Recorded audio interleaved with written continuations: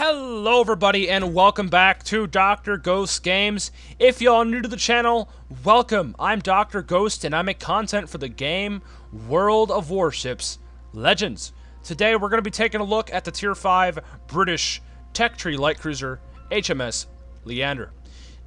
Now, the reason why I'm making this video is really not because of the Leander. Now don't get me wrong, I'm going to talk about the Leander in the ship, but keep in the back of your mind about this.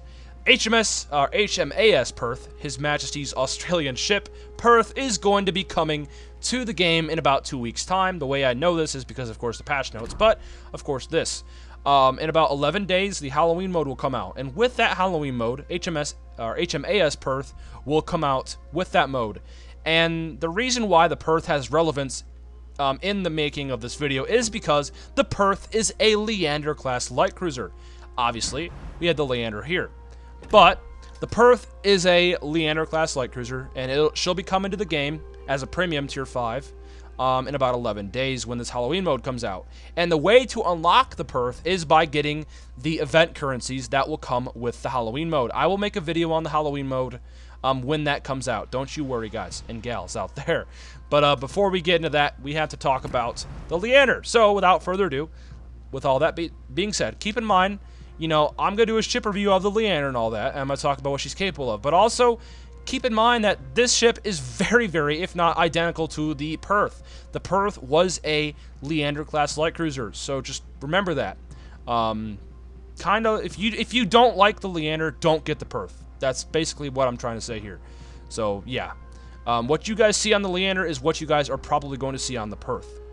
So, for the upgrades, we have Aiming Systems Mod 1, and we have Steering Gears Mod 2. Fully upgraded, of course. For the commander, we have Bruce Fraser, level 3, Legendary 3, level 15. We have Genichi Mikawa and Francesco Membelli as inspirations. We have the base trade, of course, Make Haste. We have Beyond Range, Home Run for the extra torpedo range, Punch Through, Fixated, and Refill Station. Now for the loadout here, we have armor-piercing shells only. That's only on the Leander. The Leander and most British light cruisers, if actually all British light cruisers, only have AP, at least in the tech tree. So keep that in mind. But don't let that fool you. These AP shells are very strong. Now, I'm not sure if the Perth will have access to HE shells. I actually don't know. Now, if the Perth does get access to HE shells, that thing could be very interesting. I might even spend some money to try to get it. So who knows? The torpedoes, you have 4 on each side of the ship. You have a maximum damage of 15,433. Of course, you barely ever achieve that. Most of the things you're going to torpedo will have some torpedo reduction. So the average torpedo damage is about 9,000 to 12,000 damage. Now, the torpedo range on my build is 8.8 kilometers. However, the base range on the Leander is actually pretty good. You have a base torpedo range of 8 kilometers. Of course, the torpedo speed, not the greatest, 61 knots. You have standard damage control parties. You have 2 repair parties, 2 sonars, and they're actually pretty decent. 4-kilometer detection of ships and 2.8-kilometer torpedo detectability. And, of course, you have the standard British smoke screens. Not too shabby. For the flag, we have the Canadian Day 21 flag, and it's kind of funny because I have no British flags. The only flag I have in my collection of 52 flags is basically the Canadian flag. That's the closest thing I have to a British flag, and I have 52 damn flags. Wargaming, release some British flags. Jesus, at least for free. Goddamn. Anyway, for the camo here, we have the standard Type 9 camouflage. It looks pretty nice. Very clean, very slick. I like it a lot. Looks very nice. And, yeah. Now for the stats. Survivability, 28,700, and 6 to 100 millimeters of armor. You have horrible armor. Don't depend on it at all. We'll go over that in the armor viewer, of course. For the artillery, we have 4 times 2 152 millimeter 6-inch guns. So you have 2 turrets in the front, 2 turrets in the back. Each of those turrets has 2 rifles. So as you guys can see here, those little guns there, you have basically you could shoot 4 guns, 4 6-inch guns off your bow, and 4 6-inch guns off your stern. Now, if you were to go broadside either this way or this way, you can get all 8 guns to bear. Very nice indeed. Of course, the torpedoes are right here. Torpedoes you'll be able to launch off your port side and your starboard side. Very nice indeed. Back into the artillery. You have a 15.6 kilometer firing range with my build and a 6.6 second reload time for those guns. Very decent. Now for the 180 degree turn time for the turrets, 25.7 seconds, which is pretty decent. AP shell maximum damage if you get a Citadel is 3,410, so not too shabby. And of course, secondary armament, really not going to talk about that. You should never having to use your secondaries ever. Never depend on them.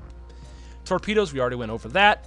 The AA defense on the Leander is actually pretty decent, but it's nothing too crazy. You do have access to the 40mm Bofors and some of the 20mm Oerlikons, and of course your 4-inch guns. Also, I believe, are dual purpose, so therefore they count as AA. For the maneuverability, it's actually pretty decent. Maximum speed 33.4 knots on my build. Turning circle radius is 640 meters, and the rudder shift time is 6.3 seconds. And it feels very maneuverable in a battle. Like, this I think is wrong, but it might just be a conspiracy, of course, on my end. But I feel like the Leander, at least in my opinion, is hella maneuverable. This thing feels very, very, very maneuverable in battle. Hopefully, you guys will see what I'm talking about in the gameplay portion of it. Now, for the detectability range by sea, 10 kilometers. Detectability range by air, 6.2. And the guaranteed detectability is 2 kilometers. And detectability while firing in smoke is 5 kilometers exact. For the armor, non-existent. Don't depend on it at all. Just don't. Don't even depend on this armor at all to save you. It doesn't matter how much you angle. You have no armor. It just don't depend on it. Citadel, as you guys can see there, that's the Citadel. It's above the water a little bit, but for the most part, if you can hopefully stay at range, use your islands, use your concealment, you should never have to be getting shot at to begin with. Try not to get hit in this thing if you can help it.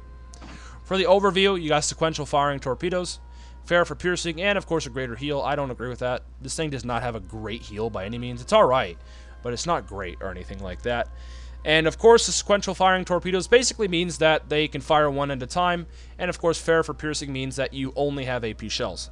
And with that being said, let's go ahead and head into the gameplay portion of this video. I do hope you enjoy the rest of it.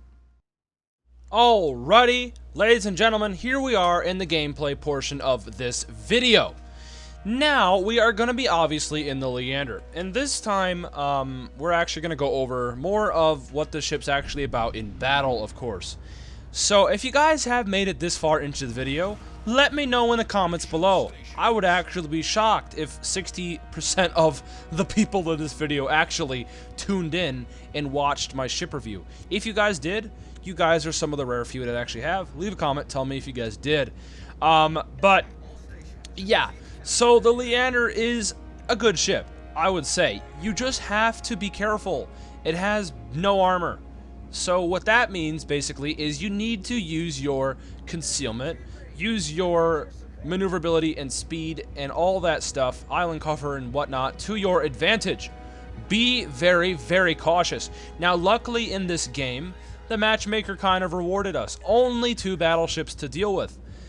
So, basically what that means is we are going to be having some fun. Now, we're not going to have the most amount of damage. That's not the point of this video. The point of this video is to kind of get you guys to understand what this ship is about. This thing can dish out a lot of damage. These 6-inch guns are nasty. Don't let that fool you. However, it comes down to if you actually play this thing well.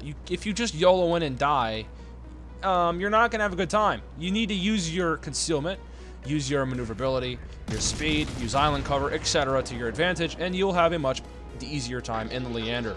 And that goes for Perth too, so keep that in mind. Now, as you guys are about to witness, the AP on these cruisers, it hits very hard, just like that. Enemy Katovsky going broadside at around 11 kilometers. I'm getting Citadels at this range. This British AP is very deadly. It rips apart cruisers. There we go again. Katovsky has already lost half of his HP. He is not having a good time here. Notice that we're not being too aggressive. Yes, I am aware that there's only a couple ships here, but I could easily get focused down and absolutely destroyed, so we're using our smoke screen to our advantage. There's another 2 citadels. Boom. He's almost dead at this point. Hopefully that next couple shells will get him maybe. And yes, they do. 2 penetrations, 1 over penetration. That's our first kill of the game. And of course, a first blood award as well. Not a bad start for a ship that has this, weak of armor. But like I said, utilize your firepower. Do not depend on your armor. The way you're going to have a better time in this boat is if you use your guns. Don't get hit. Like I said, guys, it's a delegate flower. And this will be the same for Perth. So, really, guys, if you want Perth, but you're not sure if you want to pick it up or not, what I would recommend doing is playing the Leander. If you don't like the Leander, odds are you won't like the Perth. So, just keep that in mind. Now, enemy destroyer pops up. Now, do keep in mind, I believe the Leander does have British short fuse armor piercing, so we are actually penetrating the crap out of that poor little destroyer there. So destroyer killing is actually quite an easy task in this boat. That's if, of course, you can actually get close enough to do damage. Now, you gotta be careful. Now, notice I'm turning away. I'm getting shot by an enemy Shinonome in that smoke screen. I'm also getting hit by a cruiser behind me. I need to get the hell out of here. Now, we actually did manage to take out the Subra Zatelny, getting our second kill of the game with the 33,000 damage. We're doing the best we can with the limited amount of firepower we have and the limited amount of armor. Despite us being a kind of weak ship, we're pulling it off. And I think that the best thing about this thing is it does reward skilled players. If you are a player that's new to the game and you're not very good at disengaging and using your concealment and all that to your advantage, you're not going to have a very good time in this thing. However, if you are a skilled player, you understand armor angling, you understand concealment, you understand maneuverability and speed and when to disengage and when to push in, I think you'll have a better time in Leander. It's a glass cannon, definitely. Maybe not a glass cannon, but if you make one wrong mistake, it's not a very good ship to be in, and it's very unforgiving. It's definitely a hard mode cruiser. It requires a experienced cruiser captain at the helm, that is for sure. So, we are now basically winning this side. We have some teammates pushing into the cap. We're up to 42,000 damage. We have 2 kills. We have a assist in capture, a first blood award, 4 citadels. I think we're off to a pretty good start. And that really is quite surprising. This ship is by no means a very, very good ship. It's a decent ship. It's a good ship if it's in the right hands. So, it's pretty impressive to do well in the ship like this. This is definitely a harder ship to play. It's not very welcoming to newer players. Now, unfortunately, I'm not able to save this New York. He was taking on flooding damage from the enemy Shinonome, and unfortunately, he goes down. Not much I could really have done to help him there, unfortunately. So, we are still popping off some 6-inch gunfire at this enemy Leander. Now, he is backing up into a smoke screen, so I do send some 8.8 kilometer torpedoes his way. Maybe I might get lucky and hit him with a couple. You never know. But we are going to probably close the distance. Now, I'm debating here. Do I head to the other side of the map and let my destroyers get shredded by the Leander, or do I stick with them and help them finish him off? I decide to actually do the right thing and go help my Farragut out with that enemy Leander. If, there's been a lot of times where I decided in the past to leave a cruiser on his own, an enemy cruiser, because I thought he might not do anything in my team. And then I look back and that cruiser ends up absolutely carrying his team, kills all the DDs. So I'm like, nope, I'm not going to make that same mistake twice. I'm going to come over here and support my DDs just to make sure, just to clean this side up. And then we can make our way over to the other side of the map. And our team up to this point, I cannot give them enough credit there. They've done a great job so far. Majority of them have kept themselves alive, and we have managed to take out all 3 enemy destroyers. Now, what's so special about taking out all enemy 3 destroyers? Well, I don't really need to explain it. I made a lot of videos on why taking out the enemy destroyers is such a crucial thing.